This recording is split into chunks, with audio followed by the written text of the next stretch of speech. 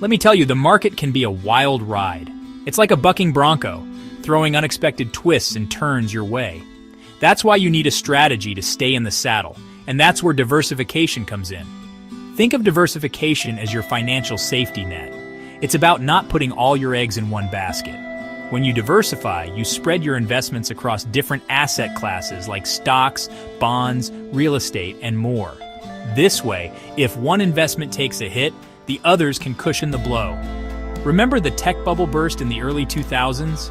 Investors who went all in on tech saw their portfolios crumble, but those who diversified, they weathered the storm much better.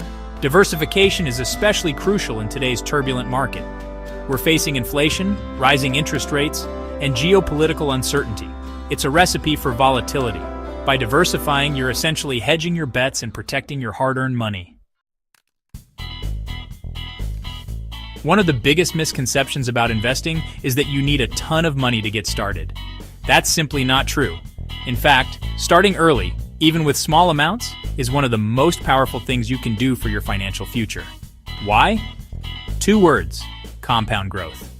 It's the snowball effect of earning returns on your initial investment, and then earning returns on those returns.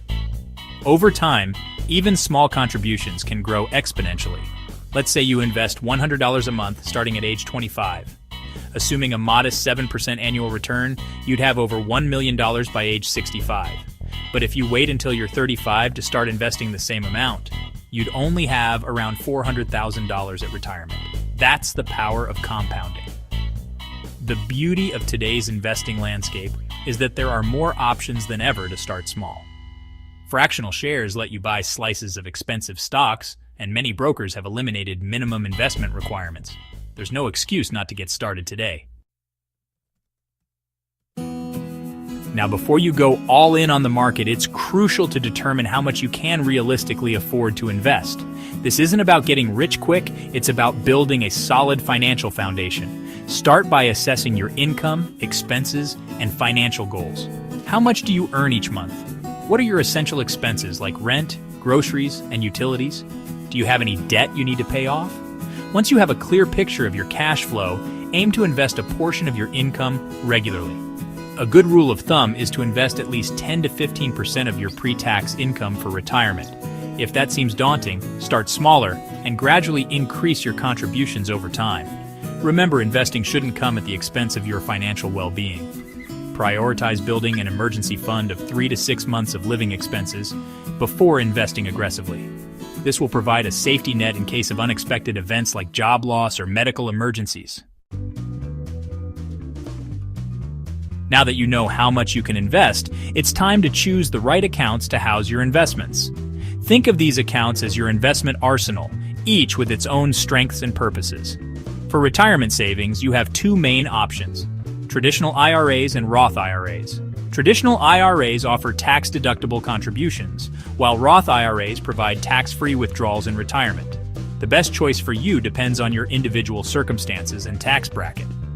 If you're investing outside of retirement accounts, you'll likely open a taxable brokerage account. These accounts offer the most flexibility in terms of investment choices and withdrawal rules, but any investment gains are taxed. In today's digital age, there are countless online brokers vying for your business. Look for brokers with low fees, a user-friendly platform, and a wide selection of investment options.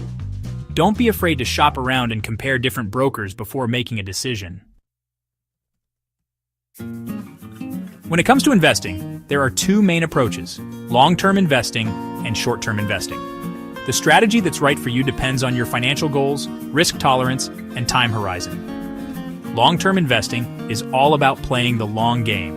It involves holding investments for 5 years or more, riding out market fluctuations, and focusing on long-term growth. This approach is ideal for goals like retirement planning, where you have ample time to recover from market downturns. Short-term investing, on the other hand, is more about seizing the day. It involves buying and selling investments within a shorter time frame, typically less than a year, to capitalize on market trends and generate quick profits. This strategy is riskier than long-term investing and requires more active management. In turbulent markets, it's crucial to have a clear investment strategy and stick to it. Don't let emotions dictate your investment decisions. Remember, panic selling during market downturns can be detrimental to your long-term returns. Now let's talk about the building blocks of your investment portfolio, different asset classes. Each asset class has its own risk and return profile, and it's crucial to understand these dynamics before investing. Stocks represent ownership in publicly traded companies.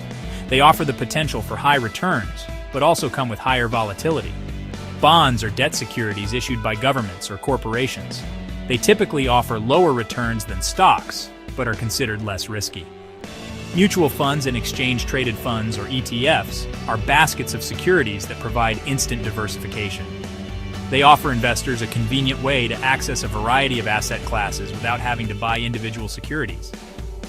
Real estate, commodities, and alternative investments like private equity and hedge funds can also play a role in a diversified portfolio. However, these investments often come with higher minimums, less liquidity, and greater complexity.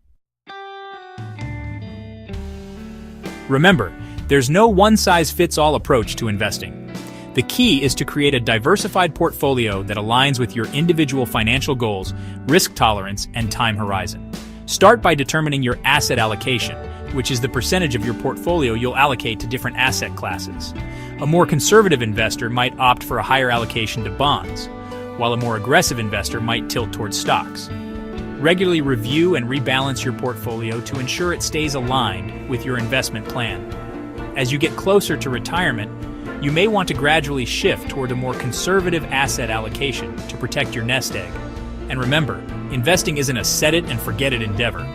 Stay informed about market trends, economic indicators, and geopolitical events that could impact your investments. Knowledge is power, especially in the world of finance.